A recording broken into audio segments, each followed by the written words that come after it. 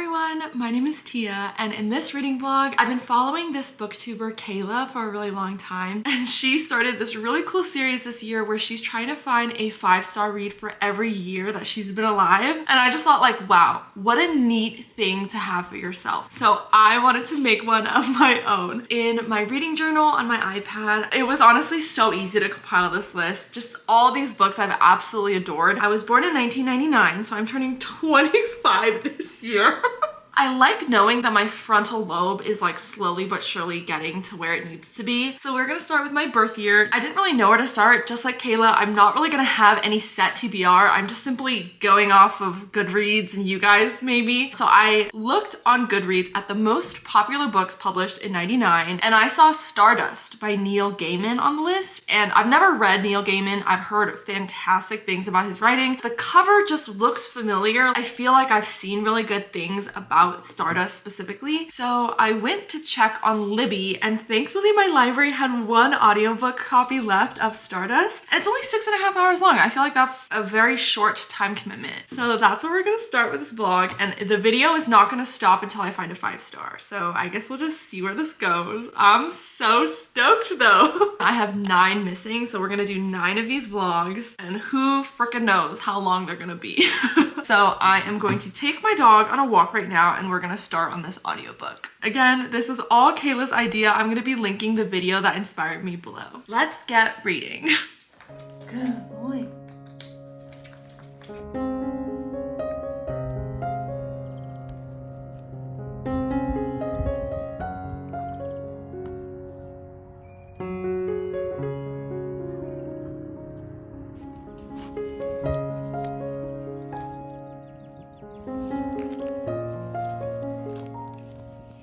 Do you guys like this new angle? I got a new tripod and I'm invincible. Look, I could put you here. Okay, you do kind of jiggle a little.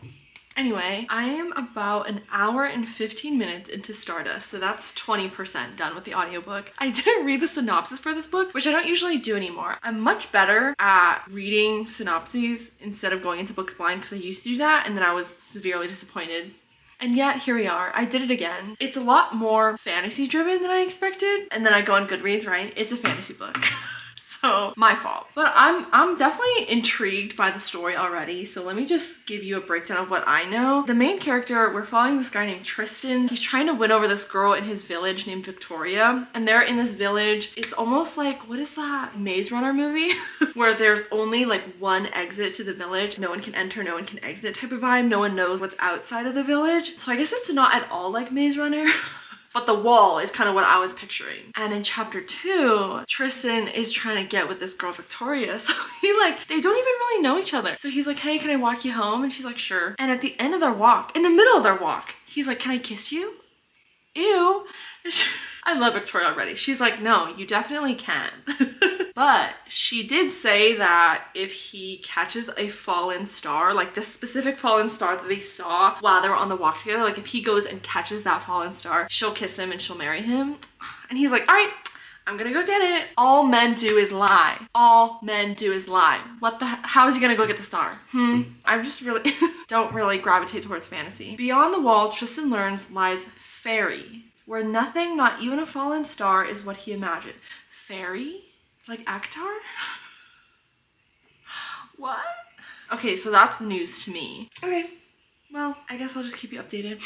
So it has only been a couple days, and because the Stardust audiobook is only 6 hours long, I've already completed it. The last 22 minutes of this audiobook is just like an author interview. So boom, baby, I'm done. Wow, you were so speedy with it.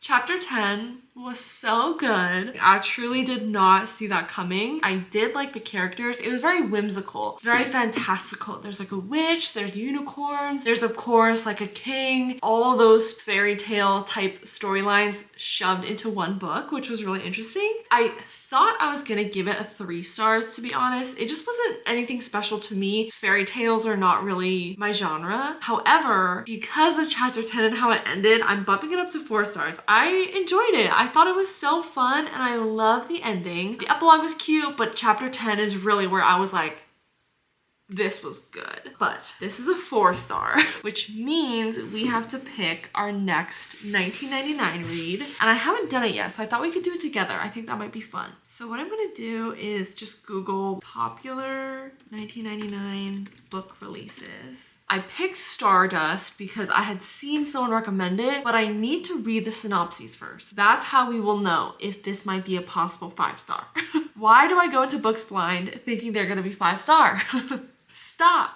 Okay, we're gonna head to Goodreads. The first popular book is the third Harry Potter, which is my favorite movie out of all 8. It just hits different. It's different than all the other ones, and no, I will not take any criticism on that choice. But if I want to read the third one, I would have to read the first and the second, and I'm not doing that. So we're gonna move on. The Perks of Being a Wallflower, I feel like I read when I was in middle school, and I just don't want to read that again. Girl with a Pearl Earring, I have no interest in reading. A Walk to Remember. See, this movie makes me sob my eyes out, but I don't know if I want to read about that. A Series of Unfortunate Events. Ooh, should I read that? I know about the series. I know it's like a very well-known series, but I don't really know anything about it. Unhappy tale about 3 very unlucky children. Even though they're charming and clever, the siblings lead lives filled with misery and woe. Okay, don't really want to read that. I know it's about unfortunate events, but wow, that seems very unfortunate. Speak, I think that was like required reading in middle school. I don't want to read that again. That was sad. Oh, guys, this is not good. Naruto?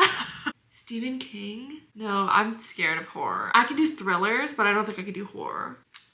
Angus Thongs and Full Frontal Snogging? I didn't know this was a book. Will it be a 5-star? This movie was so good. Oh, I still remember it. Oh, it's aged horribly. Okay, it probably has. That's not surprising. Okay, never mind. How long are we gonna sit here?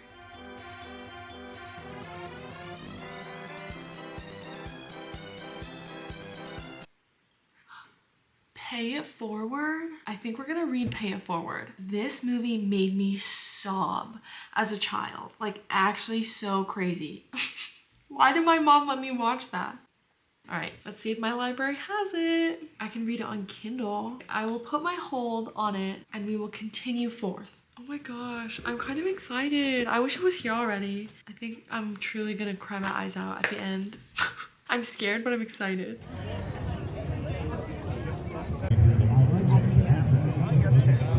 Is that him? I swear to God, that's him. That's my man. We have arrived. Yay! Good thing my doctor got pneumonia.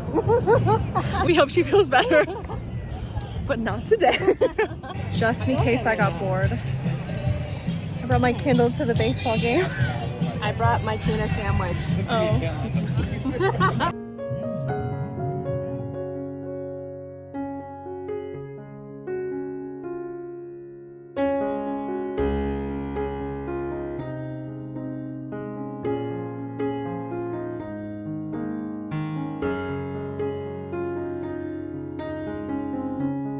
I am back from the baseball game. I'm fed, I'm tired, but I had so much fun. Shohei didn't play, but I did get to see Yamamoto, Max Muncy, Chris Taylor, so Nikki and I had a lot of fun. I basically read half a page of When the Font Looks Humongous like this.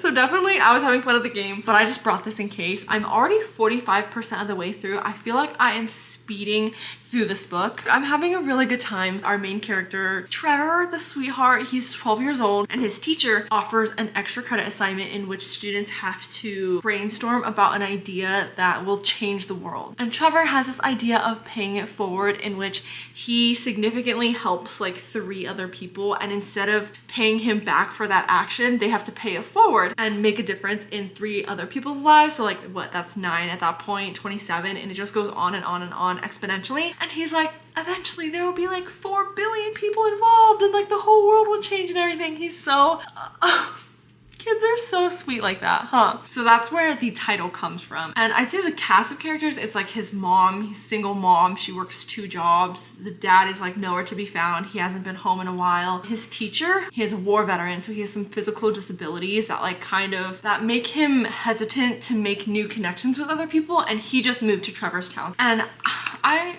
Maybe the language is just super simple. I'm so enwrapped in needing to know what happens next and how Trevor is gonna overcome all these obstacles. And you can tell that he's definitely not doing it for a grade or anything like that. Like, he truly believes this project is gonna work, which just makes my heart feel so full. Like, humans are just, you know, innately, the world is so bad and life is so hard, but humans are so good, you know? I don't know, there's a lot of love in paying it forward. It's really, really sweet. I'm enjoying it so far. Also, I had a pink pop socket on my Kindle because I love the versatility of, like, the one in the middle, it just doesn't cut it for me. I need options to hold it. However, it was like sitting like this on my couch or something, and Hero sat on it with his big corky butt, so it fell off and it broke. Now I have a blue one. I don't like it as much, but this is what we're working with. I can't wait to shower. I don't know if I'll be cognitive enough to read anything today, but I had a really great day and I'm having a really good time reading Paying It Forward. It's been a couple days since we last spoke. I have finished Pay It Forward and I gave it a 3-star.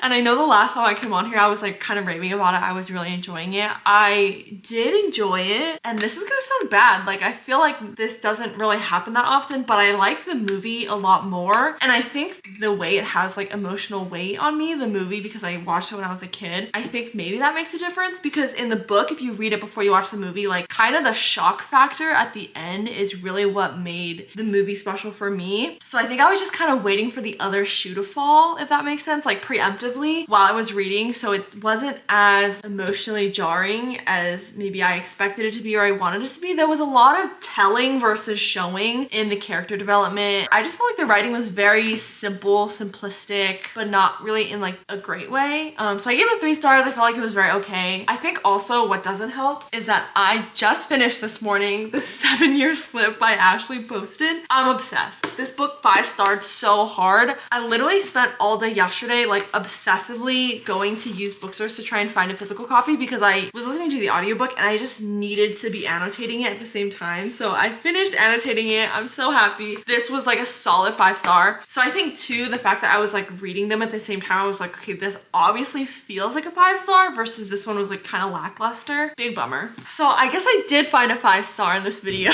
but definitely not from 1999. So we are gonna try our 3rd book, which I decided to choose Waiting by Ha Jin. Again, I just scrolled on Goodreads, but I knew it would take me a little bit longer because I was like actively looking at the little blurbs. It seems like something that would be right up my alley. It is about a Chinese doctor, and for 17 years, he's been in love with a woman, but not his wife. He's been asking his wife for a divorce for 17 years, and every year she says yes, and then she reneges it and she takes it back because in like traditional Chinese culture, marriage and like the image of like a perfect family is like very important. This is historical fiction. Literary fiction conjures the texture of daily life in a place where the demands of human longing must contend with the weight of centuries of custom. Depiction of a China that remains hidden to Western eyes even as it moves us with its piercing vision of the universal complications of love. So thankfully my library had 1 copy left of Waiting, so I'm gonna send that over to my Kindle right now and I'll get started. I really hope that this is a 5-star. 310 pages, which is about the same as Pay It Forward, and that only took me a few days, so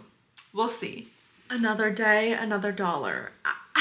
I DNF'd Waiting by Ha Jin probably within like 6 hours. I know that these books are from 1999, but the misogyny in them, or in this specific book at least, like I could not with it. It was so frustrating how the male main character, the only positive attributes about the women he supposedly loved is their physical attributes or like what they provided for him or what they could do for him or how they could like up his social status.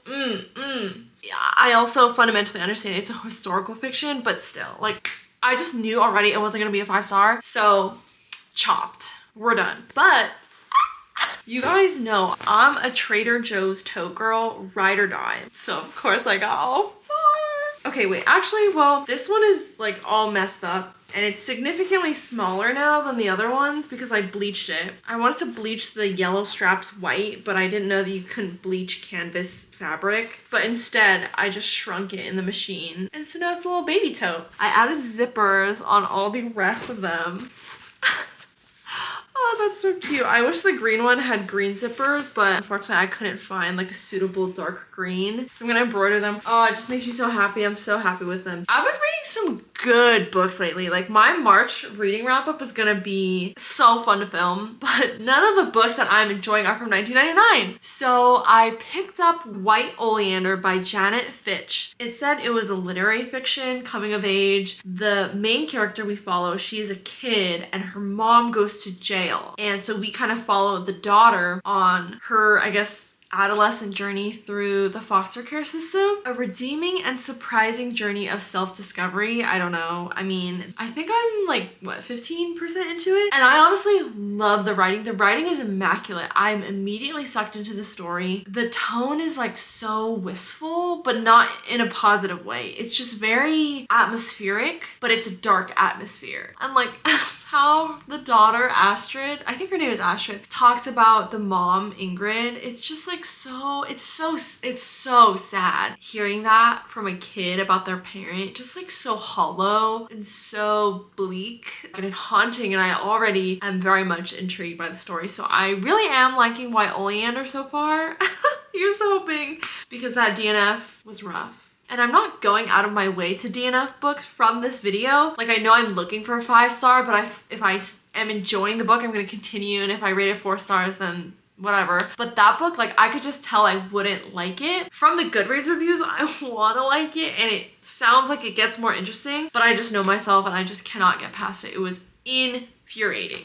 Hello vlog. It has been, I think, a little bit over a week now, and I have finished White Oleander. I have it on my Kindle from the library. I tried to pick up the camera to kind of update you with how I was feeling throughout the book, but if I'm being completely honest, like, middle of the book updates would have been really difficult because a lot of the time it was just brutal.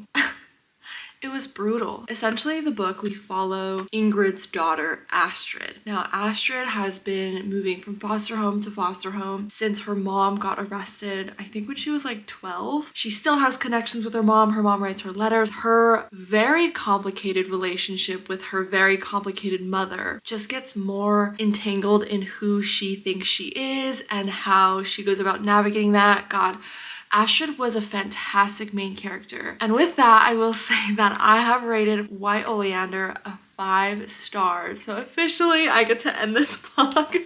And I think what's great about it is that my measure of, okay, was this actually really good, or do I just want to end this vlog, is like, even if I didn't vlog this experience, I would have wanted to tell you guys about White Oleander and how good I thought it was. So that's how I know that it's like a solid 5 stars for me. I think the writing was so good. Just the way that the sentences were formatted, like, oh, I was so gripped the whole time. I have so many highlights on my Kindle that I want to find like a physical copy at a used bookstore or something and be able to annotate my own copy. But with that said, even though it is a 5-star, I would be hard pressed to recommend this to anyone or tell you to go out of your way to go read this, because it has a lot of grotesque, almost hard to read topics that, like, it was really difficult. So Astrid, she's basically a minor throughout the entire book, and she has sexual relations with adults. So definitely pedophilia, like not like sexual manipulation, but I almost want to say definitely it was, which makes me like really uncomfortable to talk about. So I like, looking back, I'm surprised that I am rating it so high, but just undoubtedly I thought the writing was so captivating and the story was so captivating. She is such a complex main character, and there are so many complex side characters. Her mom, her foster mothers, the families that she had to live with,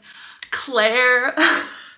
Oh my god. There's drug use, there are guns, there is suicidal ideation, there is suicide, it's so much, but just very complicated family situations that she was kind of plopped into, and to see her fight through that and see her survive it, I just wanted to keep reading. It was a very human story, and if you've seen any of my other videos about books that I love, at the end of the day, I just really love stories about what it means to be a human, how hard it is to be a human, how humans are resilient despite that. God. And the ending, I loved how it ended. It was beautiful. It was breathtaking. The writing is so freaking good. I keep saying that. But again, I don't think I would tell you to go read it. But with that 5-star read, White Oleander is the end of this reading vlog. I think it took me, this is my 4th book, but I DNF'd one. So honestly, not bad. It took me a little bit longer to film, but it was so much fun. I feel like I looked at them with more of a critical lens. Here is my official updated list for all the 5 stars for every year I have been alive. That is so cool. And please let me know if you have any recommendations for the years that I have gaps in. I would absolutely love your help picking my next reads for like the next vlogs. But I had so much fun, and to me this was really special. I will always remember my experience reading White Oleander. Not always likable characters, but it was done so well that I loved this book. And that is a really special thing that authors can do for you. I'm so glad that I read this, but please, again, if you are gonna pick this up, keep all my trigger warnings in mind. I think you will walk out of it with kind of a heavy heart. God, this was so fun. So thank you all so much for watching. I hope you have a wonderful rest of your week, and I will see you in the next video. Bye.